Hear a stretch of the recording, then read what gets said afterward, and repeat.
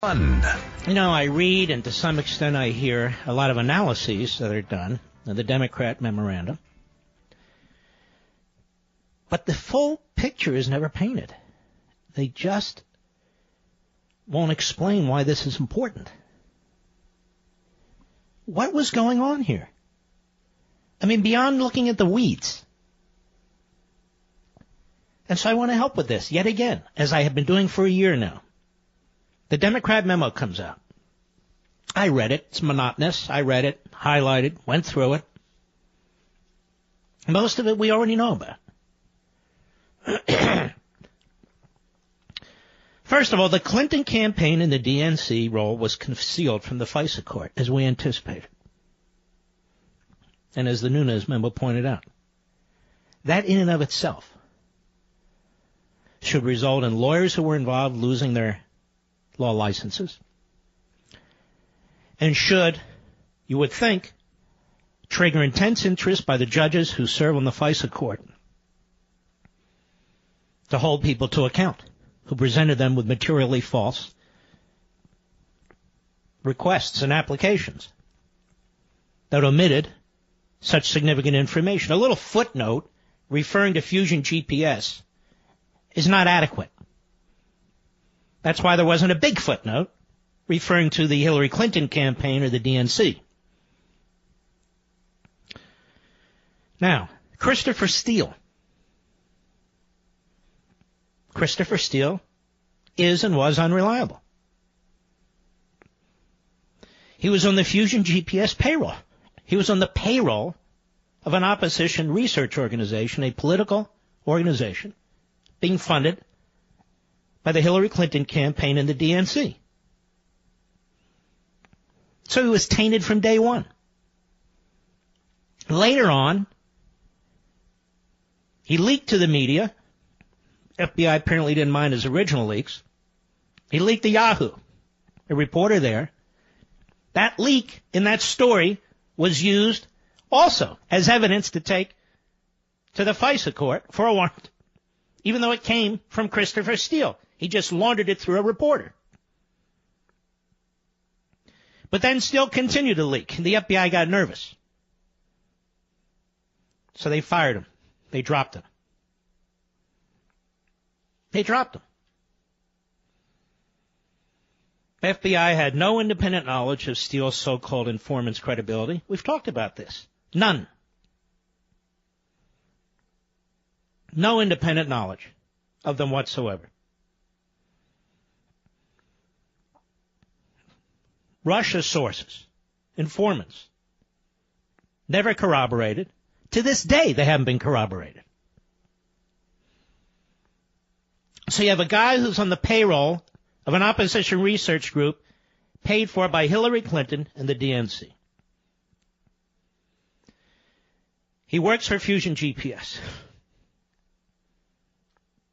He's a leaker. He eventually lies to the FBI about its leaks. The FBI was relying on him. Then the FBI drops him to cover their own butts. He uses Russian sources. He claims informants. Never corroborated. Never corroborated. Now, this isn't a filing with the court to get a warrant on an American citizen. I'll get to that in a minute. Now, there are meetings in July 2016 that the FBI, in its warrant application to the FISA court, claims took place. Carter Page was the focus of that information. The problem is, Carter Page said he never had those meetings. Carter Page said he never had those meetings. He said, I didn't have those meetings with those Putin operatives in July 2016. And the FBI couldn't corroborate the information they provided to the court.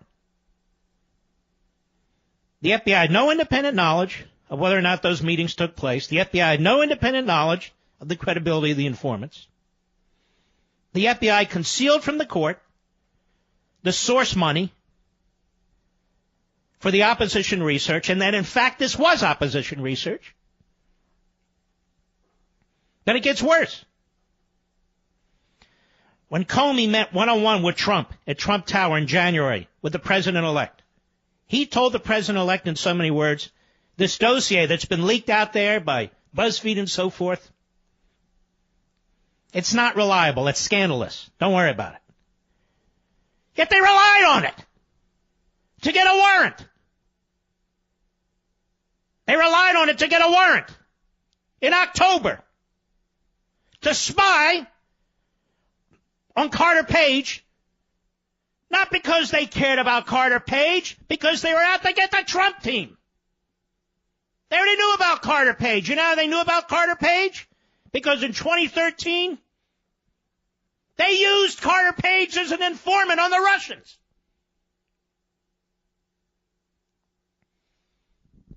So this FISA warrant wasn't really intended for Carter Page. It's a way to get through the back door. They get the Trump world. Information being concealed, information being omitted, information being manipulated by James Comey and Loretta Lynch and their operatives in the FBI and the Department of Justice. Is this plain enough English for everybody? And the kicker is Carter Page wasn't even a relevant Trump campaign official. It was a complete subterfuge. Former Deputy FBI Director Andrew McCabe, we already know this, told the House Intelligence Committee in December 17th, there would have been no FISA warrant without the dossier. To put a fine point on it, Mr. Comey, Ms. Lynch, the FBI and the Department of Justice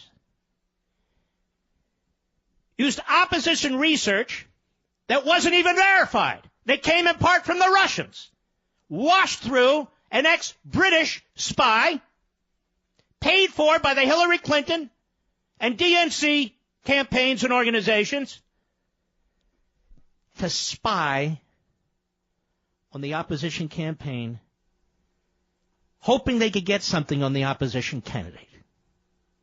And throughout it all, they were leaking to the media, which is how I figured it out. You had to sit still for an hour or two and pull it together. Conspiracy theorist, right-winger. Now, if you don't have a bigger universal idea what's going on, you stop there. And you don't go any further. But I don't stop there. I am going further. There was a piece on July 24th, Saturday, in the Business Insider. Stick with me on this. This I don't believe you've heard. About Susan Rice. You'll remember Lindsey Graham and Charles Grassley on the Senate Judiciary Committees were very upset about what they considered a self-serving memo to the file minutes after this President Trump's inauguration. Go by the book. Go by the book. Remember? Obama, go by the book. And I said to you then, everybody's focusing on the wrong words. It's not go by the book. That's not the focus. It's the fact that Obama was involved. That's the focus. The president knew all this was going on, or he knew a hell of a lot of it was going on, and I will continue to return to this. Now, here's what was reported Saturday. This is the big link. This is why this is important. You see, the FISA issue is one piece of the puzzle. But you got to look at the whole puzzle. This was an espionage, domestic political espionage campaign run by the Obama administration, the Democrat Party and Hillary Clinton funding piece of it, to push this Russian collusion, Russian financial ties on Trump in order to defeat him. The fact that the Russians were interfering with our election is a fact, and they're always interfering with our election. I don't downplay it. I'm no Code Pink Republican. I despise Putin, and I have all along, as opposed to the pom-pom boys and girls and the Rockettes. But that's a separate issue. What we're talking about here is interference in the election by the Obama administration, by the FBI and the Department of Justice, having nothing to do with the other interference by the Russians. Let me start this. This is the big piece. The attorney representing former National Security Advisor Susan, I hope my voice holds out, Susan Rice, said Friday that Rice memorialized a January 2017 meeting between herself and senior Obama administration and law enforcement officials because they were justifiably concerned, quote unquote, about the risk that could come with sharing classified intelligence with President-elect Donald Trump's incoming administration. How would Susan Rice know to be concerned to share intelligence information, classified information, with President Donald Trump's incoming administration if the FBI was not involved in all this? Excuse me, if the White House, if the White House wasn't involved in all this. She's a national security advisor who reports directly to the President of the United States. Stay with me. Let the backbenchers pick up my dust tomorrow. Rice's attorney, Catherine Rumler, made the assertion in a letter to the Senate Judiciary Committee, explaining why Rice documented the meeting, which took place on January 5, 2017. Rice contemporaneously memorialized the discussion 15 days later on January 20. During the meeting, Rice's memo said, then President Barack Obama suggested intelligence officials be cautious about sharing information about the Russia investigation with the Trump transition team, particularly incoming National Security Advisor Michael Flynn. By that time, multiple senior members of the campaign had been in contact with high-ranking Russians, including Flynn, incoming Attorney General Jeff Sessions, and senior advisor Jared Kushner. They knew about Flynn talking to the ambassador of Russia. There's nothing that Flynn said that violated any law whatsoever. They knew that Jeff Sessions had talked to the Russian ambassador. To this day, I'm wondering how. How do they know? That meeting on January 5th was called by the President of the United States. Jim Comey was in the meeting. Susan Rice was in the meeting, among several others. And it was Barack Obama who warned them about being careful in sharing classified intelligence information with the incoming Trump administration. Why would he say that? Why would he say that?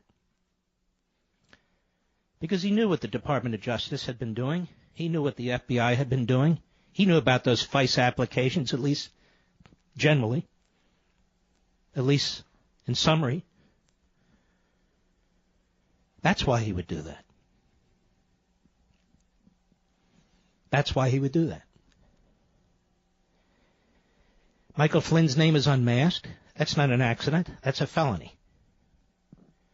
We still haven't gotten to the bottom of that. And so you see, ladies and gentlemen, they used FISA. They used whatever they could. Incidental collection of information on ongoing wiretaps and surveillance of the Russian ambassador. Use whatever they could to monitor the Trump campaign and the Trump transition team. Now, you still want to give up your Bill of Rights? Count me out. I'll be right back. Mark Levin.